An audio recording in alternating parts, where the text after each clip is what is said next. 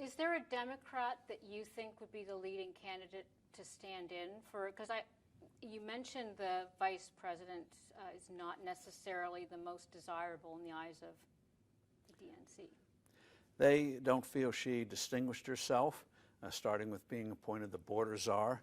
Boy, that was something she probably wished she never had. And so there's a desire, maybe like in 1976, when the regular Democratic candidates were felled by a former governor. Jimmy Carter was out of office as governor when he ran in '76. He was an asterisk for the early part of the contest, ended up winning the nomination, total outsider.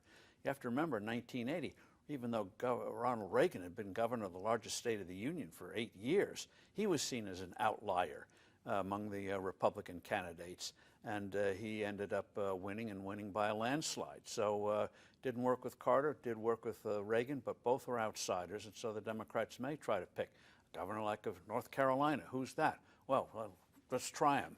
And so and it could be a name we haven't even mentioned yet. Do you think Gavin Newsom's a possibility? Gavin Newsom thinks he is the logical one, governor. He thinks he is? Do you think he is?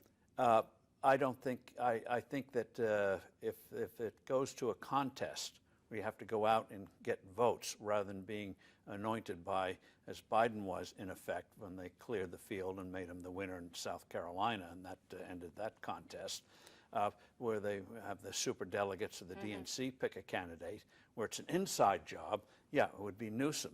But in terms of an open contest, Democrats may be in a mood to try somebody utterly new. That's great. So to sum up, in terms of what you think going forward, what are the odds you would put on Biden-Trump? I know you've said that you don't believe it's going to be the case. Do you think it's almost inevitable at this point that both of them are not going to I would say inevitable. Never use that word. Never use that word. After what's happened in the last 20 years, starting with 9/11, unthinkable things, a little humility is in order. With that caveat, I think it's inevitable that Biden will not be the Democratic nominee. Donald Trump must never be underestimated. The mugshot that he put out, or they put out of him, instead of looking like, oh, I'm a criminal, you know, like the traditional shot. Poll numbers went up again. Poll numbers went up because he had that right defiant look, and people said, yeah, hit the SOBs. Great.